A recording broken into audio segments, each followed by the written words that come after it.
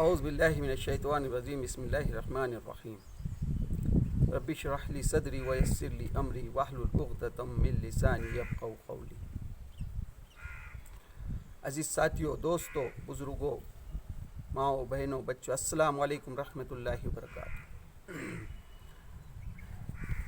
داعی اسلام حضرت محمد مصطفیٰ صلی اللہ علیہ وسلم کی حیات طیبہ، اس کتاب کا حاصل مطالعہ ہم آپ کے سامنے رکھنے کی کوشش کر رہے ہیں۔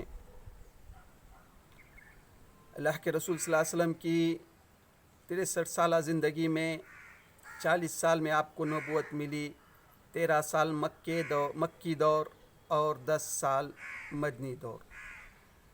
13 سال جو مکی دور رہا، اس میں بھی 4 دور: خاموش دعوت، اعلان دعوت، اور پھر ظلم و ستم کا دور، تیسرا دور، اور چوتھا دور انتہائی شدت کا۔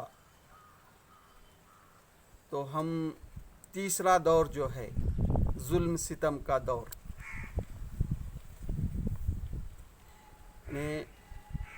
مکے میں جو لوگ ایمان لا رہے تھے، اللہ کے رسول صلی اللہ علیہ وسلم کی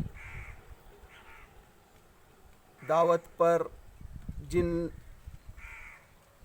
لوگوں نے، جن نوجوانوں نے، مکے کے نوجوانوں نے ایمان قبول کیا، تو ان پر ظلم کے پہاڑ توڑے جا رہے تھے۔ اللہ کے رسول صلی اللہ علیہ وسلم نے حبشہ کے لیے ہجرت کا حکم دیا۔ اس دور میں حمزہ رضی اللہ تعالیٰ نے بھی ایمان قبول کیا۔ حمزہ رضی اللہ تعالیٰ کا ایمان قبول کرنے کا واقعہ بھی ہم دیکھ چکے ہیں۔ عمر رضی اللہ تعالیٰ نے بھی ایمان قبول کیا۔ اب مشرکین مکہ کو یہ برداشت نہیں ہو رہا تھا، وہ بے چین ہو رہے تھے۔ اب جو ہے عمر رضی اللہ تعالیٰ نے جب ایمان قبول کیا تو عمر رضی اللہ تعالیٰ نے کہا کہ ہم خانہ کعبہ میں نماز ادا کریں گے۔ مکے میں صرف 40 مسلمان رہ گئے تھے، تقریباً 83 لوگ جو ہے، جس میں مرد اور خواتین دونوں شامل تھی، حبشہ کو ہجرت کر گئے تھے۔ اب مکے میں صرف 40 لوگ رہ گئے تھے۔ پھر عمر رضی اللہ تعالیٰ نے کہا کہ ہم خانہ کعبہ میں نماز ادا کریں گے۔ پہلے تو مکے میں کوہرام مچ گیا، پھر کسی طرح تھم گیا اور خانہ کعبہ میں نماز ادا کی گئی۔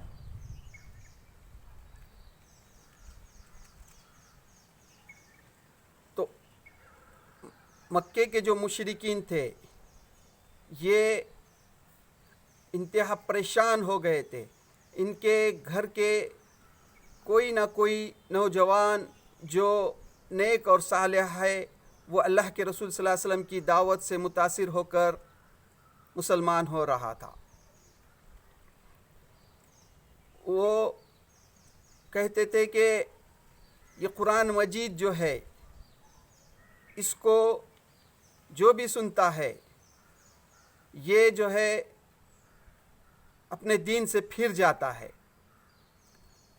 یہ اللہ کا کلام ہی اس طرح سے ہے، اور یہ قرآن مجید جو عربی زبان میں ہے، اور عربوں کی زبان بھی عربی ہی تھی، تو ان کو یہ سمجھنا، یہ جو قرآن مجید کو سمجھنا کوئی مشکل کام نہیں تھا۔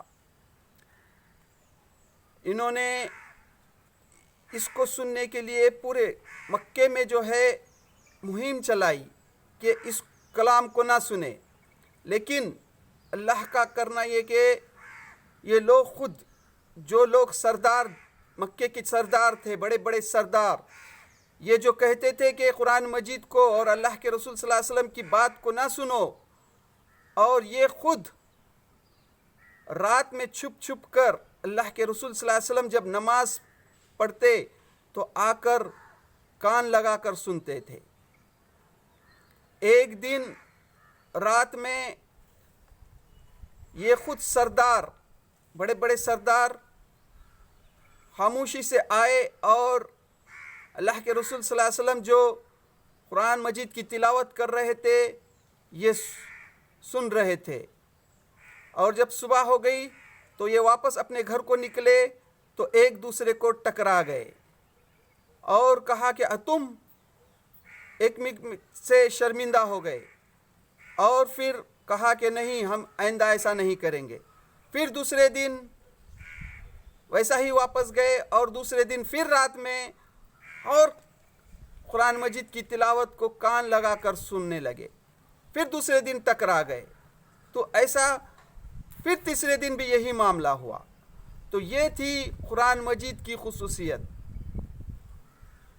یہ لوگ خود مخالف کرتے لیکن قرآن مجید کو سننے کے لیے یہ خود دوڑے آتے تھے۔ یہی تھی قرآن مجید کی خصوصیت۔ یہ کلام جس کے بھی سامنے پڑھا جاتا وہ متاثر ہوتا تھا۔ اب یہ لوگوں نے یہ ترکیب نکالی کہ اب جو ہے ہم جتنا اس کی مخالف کر رہے ہیں مکے میں اس کی دعوت بڑھتی ہی جا رہی ہے۔ انہوں نے یہ ترکیب کی کہ ایک مشورہ بلایا اور یہ طے کیا کہ ہم جو ہے اللہ کے رسول صلی اللہ علیہ وسلم کو اور ان کے خاندان بنی ہاشم کا بائیکاٹ کریں گے، ان سے کوئی لین دین، کسی قسم کا لین دین نہیں کریں گے، چاہے کھانے پینے کے ہو یا اور بھی کوئی معاملات ہو، ہم ان سے کوئی ویوہار نہیں کریں گے۔ اس طرح کا انہوں نے مشورہ کیا اور ایک معاہدہ لکھ کر خانہ کعبہ کے اندر ٹنگا دیا۔ اس طرح سے ان لوگوں نے بنی ہاشم کا بائیکاٹ کیا۔ یہ 7 نبی کا واقعہ ہے۔ اب مکے کا بنی ہاشم کے ساتھ کوئی بھی لوگ کسی طرح کا ویوہار نہیں کر رہے تھے۔ اللہ کے رسول صلی اللہ علیہ وسلم کے چچا نے جب دیکھا تو آپ نے اللہ کے رسول صلی اللہ علیہ وسلم کی جو جان ہے یہ بھی خطرے میں محسوس کیا۔ انہوں نے بنی ہاشم کو جمع کیا اور کہا کہ ہمارے بھتیجے کی، ہمارے خاندان کے ایک فرد کی، بھلے ہی وہ لوگ بنی ہاشم پورا ایمان نہیں لایا تھا، لیکن وہاں کا جو عرب کا جو کلچر تھا کہ ان کے خاندان کا، قبیلے کے کسی فرد پر کوئی آنکھ بھی اٹھا کر نہیں دیکھ سکتا تھا، تو اس کو اسی طرح اللہ کے رسول صلی اللہ علیہ وسلم کے چاچا نے پورے خاندان کو، پورے قبیلے کو جمع کیا اور کہا کہ ہم محمد صلی اللہ علیہ وسلم کی حفاظت نہیں کریں گے۔ تو سب نے کہا کہ ہاں، ہم بالکل آپ صلی اللہ علیہ وسلم کی حفاظت کریں گے۔ تو اس طرح انہوں نے اللہ کے رسول صلی اللہ علیہ وسلم کی حفاظت کی۔ پھر آپ کے چچا نے پورے خاندان کو، پورے قبیلے کو لے کر ایک گھاٹی میں چلے گئے جس کو شیب ابی طالب کہتے ہیں۔ یہ ان کے خاندان کی پراپرٹی تھی، ان کی ملکیت تھی، جو 2 پہاڑوں کے بیچ میں تھی۔ یہ یہاں پر رہنے لگے. یہاں یہ 3 سال رہے. یہ 3 سال انتہائی مشکل کے سال تھے. کبھی کبھی یہاں ان لوگوں کو بھوک کی شدت نے پیڑوں کے پتے تک کھانے پر مجبور کیا. یہاں تک کہ بچے روتے بلبلاتے. بھوک کی شدت نے سوکھا ہوا چمڑا تک ابال کر کھا گئے. بچے جب بھوک سے بلبلاتے تو قریش کے سردار ان کو دیکھ کر وہ ظالم خوش ہوتے تھے. انتہائی مصیبت کے دن تھے. اب ذرا سوچو، اگر ہمارے پاس اگر 8 دن بھی اگر کھانا نہیں ہوگا تو کیا حال ہوگا. تو مسلسل 3 سال تھے وہ. 3 سال میں کیسے گزرے ہوں گے. انتہائی پریشانی کے وہ دن گزر رہے تھے. یہاں تک کہ ماؤں کے تھانوں میں دودھ نہیں رہا تھا. بچے پلاتے تھے، تڑپتے تھے. انتہائی مشکل کے حالات تھے جو تقریباً 3 سال رہے. اگر ہم اس کو سمجھنا چاہے آج کے دور میں تو ہم فلسطین کے غزہ کے مسلمانوں کا حال آج دیکھ سکتے ہیں. وہ چھوٹی سی بستی سارے دنیا سے کٹ کر پورے 7 اکتوبر سے آج 27 سپٹمبر یعنی تقریباً 1 سال ہونے آ رہا ہے. وہاں پر ایک پانی کی بوتل بھی نہیں جا سکتی بغیر امریکہ یا اسرائیل کی اجازت کے بغیر. ساری دنیا سے کٹ کر وہ 23 لاکھ مسلمانوں کا کیا حال ہوگا اللہ ہی بہتر جانتا ہے. وہ معصوم بچے، وہ معصوم عورتیں، وہ مائیں بہنیں، اور اوپر سے شدید بمباری. یہ حال. اور اس وقت اللہ کے رسول صلی اللہ علیہ وسلم کا شعیب ابی طالب میں جو مکے کے لوگوں نے بائیکاٹ کیا تھا وہ حال.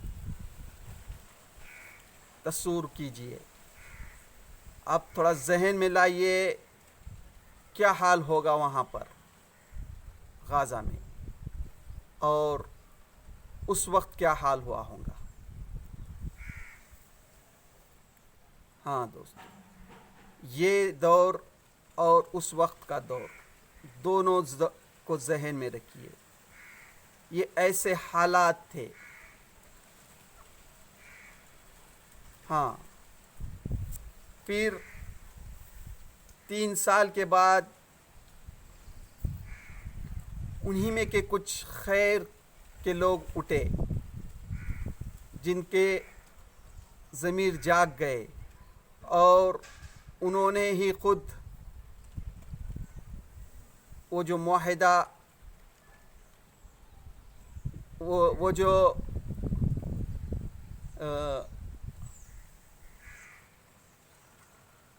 ایک کاغذ پر جو لکھ کر انہوں نے خانہ کعبہ میں جو لگایا تھا، اس کو پھاڑ دینے کے لیے کچھ لوگ انہی میں کے اٹھے اور خانہ کعبہ کے پاس گئے. تو اللہ کی کرم یہ ہوا، اللہ کی قدرت یہ ہو گئی، وہ خود جو کاغذ پہ لکھے تھے انہوں نے وہ جو اعلان تھا بائیکاٹ کا، اس کو جو ہے تو پورا دیمک چاٹ گئی. خانہ کعبہ کے اندر جب انہوں داخل ہوئے دیکھے تو اس کو پوری دیمک چاٹ گئی تھی. ہاں، پھر اس طرح سے انتہائی مشکل کے 3 سال گزرے.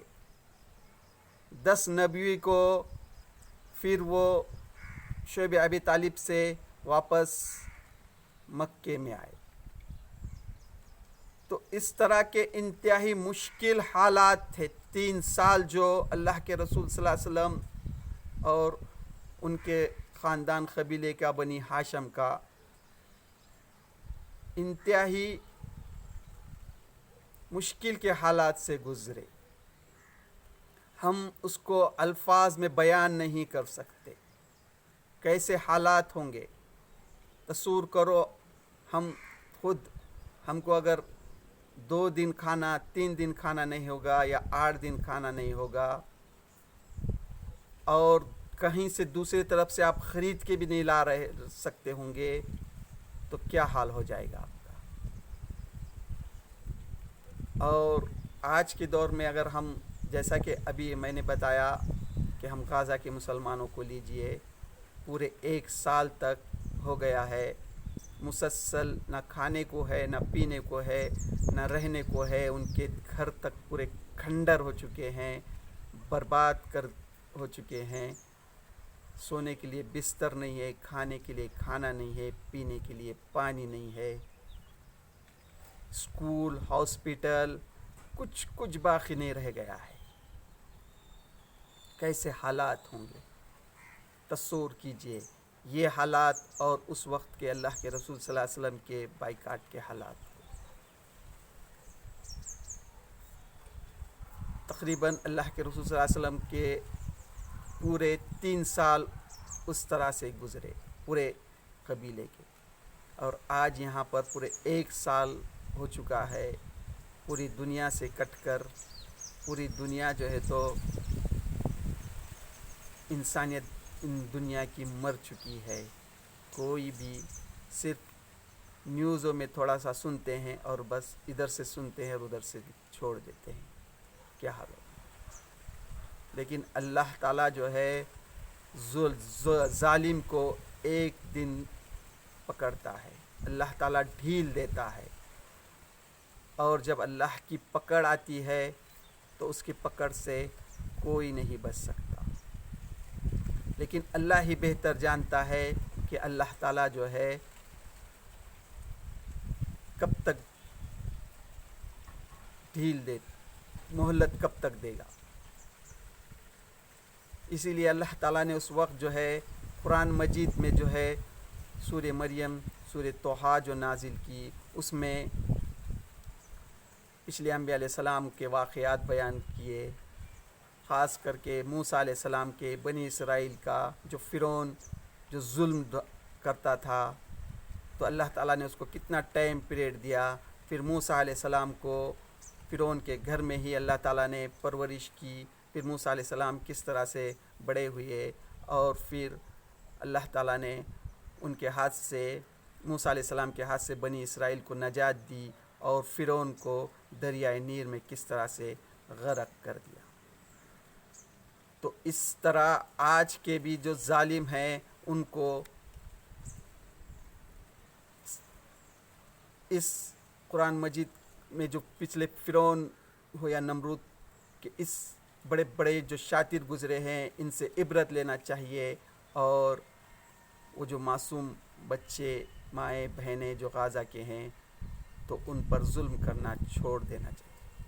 تو اللہ سے دعا اللہ تعالیٰ اگر ظالم کے حق میں اللہ ہدایت ہے تو اس کو ہدایت دے، یا پھر اللہ تعالیٰ اس کو اس دنیا سے نیست نابود کر دے.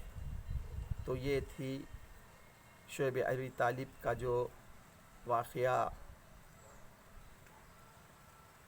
جو مکے کے مشرکین نے بائیکاٹ کیا تھا، اس کا حاصل مطالعہ میں نے آپ کے سامنے رکھنے کی کوشش کی.